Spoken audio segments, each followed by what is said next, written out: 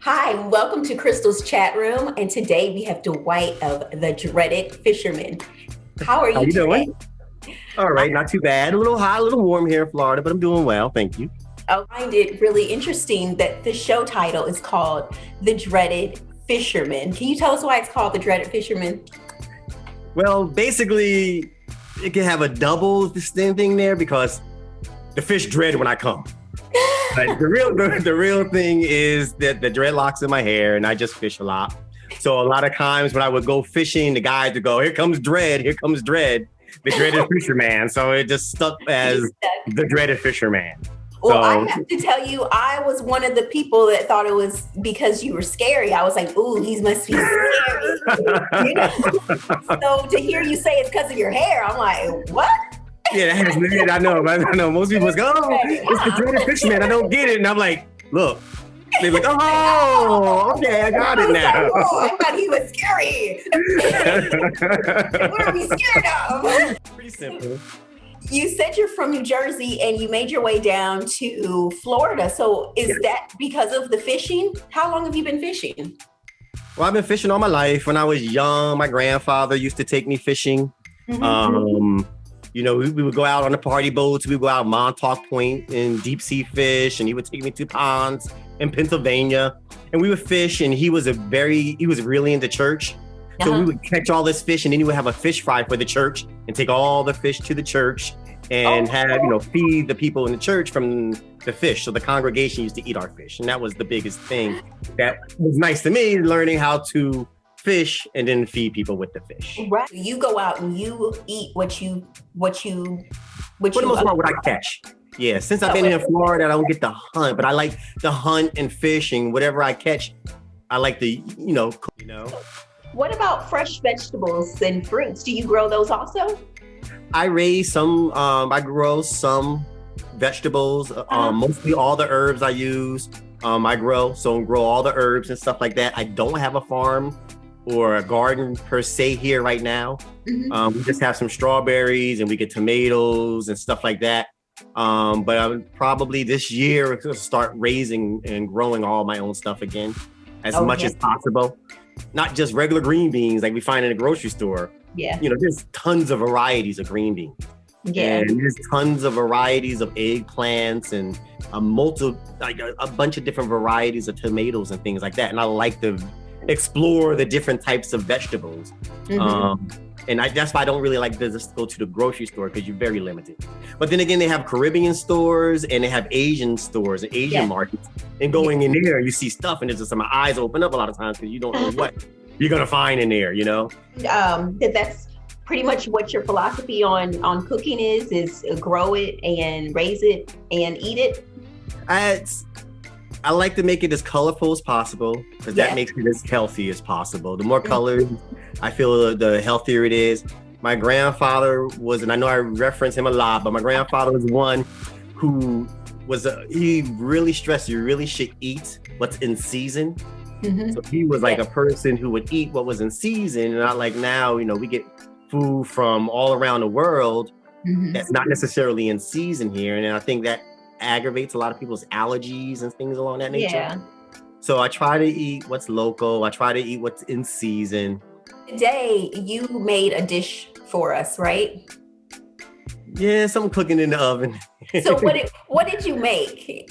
So I have yellowtail snapper, the snapper, and I put the snapper in a cornmeal flour mix. I seasoned it with black garlic, black pepper, paprika, cayenne pepper. I pan fried it in the pan. And then I made a mixture of like a macaroni and cheese, a rotini and cheese blend with 6 different types of cheeses blended in there. And some sauteed sweet peppers and onions that's baked in there. And then I put the fish on top and it's in the oven right now. So you fried it first and then you put all of it into the oven and baked it? Yes. Oh, wow. Yeah. So you mentioned a seasoning mix. Did you make that up yourself or do you? I blend the seasonings together. I'm actually coming out with a line of seasonings. Oh, really? Yeah. So me and my partner, we have, she has jams, jellies, salsas, chutneys. Oh, wow. And then I'm bringing in a line of spices and stuff like that. And then we collaborate them all together. So most of the meals that I'm making have like my spices and everything in it. Yeah. And her salsas and chutneys and everything. So I like it that when I'm cooking, I can kind of taste and alter or blend the things together. But I'm very visual, so I like to see the spices. I love to see the spices. I love to see the color. The spices that I'm putting together are all coarse spices that you use a grinder and grind them together. So it's not really fine and powdery and dusty. I like to see the coarseness of the spice. And it preserves the quality of it too, right? When you leave it in a whole state. Exactly. It makes it more pungent. It makes the flavor pop more. It gives it a stronger flavor to it. Yeah, I like that. So, and using, I'm sorry, I interrupted. But also using different peppers and stuff like that. So I'm really using long black peppers and red and white peppercorns more, like harvested, like blood orange, celeste and all that stuff like that. So it's going to be a little bit different. Yeah, it's gonna be dreaded.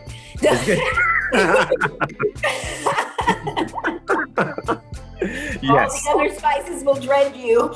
Yeah, definitely. So, you mentioned that you like color. So that's part of your artist background, huh? Because I know you always have these beautiful photos of your food. I'm a landscape architect. I do architectural design and architectural engineering. But I renovate houses. I build and design houses, interiors, swimming pools, backyard gardens, and things like that. I design all those things, and I do like a 3-dimensional design presentation. So I'm a design consultant now, and that's basically what I do, I guess, for a living, is I do a lot of that too. I don't have a lot of color in it, but my designs are usually a little bit more rustic, a little bit in keeping with nature. Yes. So like I work with a lot of woods. I work with a lot of natural woods, a lot of natural stones, a lot of earth tones and things along that nature. And it seems like that's an essence of yourself too. Just the whole sticking with nature and, eating all the colors of the rainbow, all that kind of stuff. Yeah. So it started from a young age because it was the same with your grandfather, right? Kind of everything kind of pulls all together. You're really a full circle person. Can I pause it for 1 second? I gotta go check the food. Oh, okay, yes, definitely. 2 seconds. It's done. Oh yes, exciting. So you're gonna show us. So you want to see it? Yes, we definitely. I don't even know how to bring you along. It feels like feels like Mr. Rogers' Neighborhood. Come along with me. I love Mr. Rogers' Neighborhood. So I don't know if you can see in the oven. Oh wow. I don't know if I'm showing it right or. Yeah, you can see, and look, we see a cast iron skillet with. Yes, it looks amazing. Yeah, that's the like I said, that's the yellowtail snapper. Yes. And there, and I don't know if you can see it well enough, but that's the plate. That looks amazing. So what else is in there? Because I see some green and. So what I used was the pasta. It is a vegetable pasta. So instead of regular macaroni and cheese or whatever, I use a vegetable pasta. Yes. So I have all the different vegetable pastas in there. I have Parmesan cheese. I have smoky Parmesan cheese. I have a smoked Gouda. I have white mild cheddar. I have sharp cheddar. I have mozzarella and a pepper jack. And a pepper jack in there. And then, like I said, there's sweet sauteed green peppers, sauteed yellow and orange red peppers, and scallions and red onions. Okay, so you're right. You did get all the colors. Yes, I make it colorful. I made it colorful. I love that. My kids always ask me, like, well, what's your favorite color, Mommy? And it's like, the rainbow. Every color. That's my favorite. Exactly. So you have your show, The Dreaded Fisherman. It's on Taste on TV, right? Yes. And that airs every Friday and Saturday. Is that correct? Yes, it airs every Friday and Saturday. It comes on 7 o'clock and 10 o'clock Eastern Standard Time. It comes on Roku TV, it comes on tasteontv.com, and there's an app for it for the Android, and also an app for like the iPhone and things like that. Okay, great. Yeah. And then we can find your social media. You're on Instagram and Facebook, correct? So it's hashtag the Dreaded Fisher. It's actually the Dreaded Fisher Ma. Because there's not enough characters to put the N on the end. But it sounds more Caribbean, like it sounds more Jamaican. So it's the Dreaded Fisher Mom. So it came out that way. So it came out as the Dreaded Fisher Mom on your hashtag. But on Facebook, it's just Dwight Hudgens. I don't have a Dreaded Fisherman page on that. But they can still find all the same information on your. Is your page public or is it a private page? It's public, so they can find all that. It's public, and also I still have a YouTube channel, The Dreaded Fisherman, on YouTube, so you can still see some of the videos on The Dreaded Fisherman on YouTube. Yeah, and there you show more of the fishing side of it, right? It shows a little bit more of the fishing side. Some of them, like too many new videos up on there right now because it's focusing on tasteontv.com. Yes, right? Yes, definitely. And we have the second season coming up. And on this new second season coming up, I'm going to probably be doing more tuna fishing, some more shark fishing. Oh, wow. And I'm going to go out there, and I know it sounds a little weird, but I'm going to go out there and we're going to catch an alligator, and I am going to make alligator. You said look dreaded. He's dreaded Joe. So yeah, I'm gonna be doing sharks and alligators. Yeah, that's what I'm gonna be doing on that whole thing. Well, that sounds really exciting. So that new season's gonna start in June, right? I think yes, it's June. Okay. Well, I'm sure we're all looking forward to that.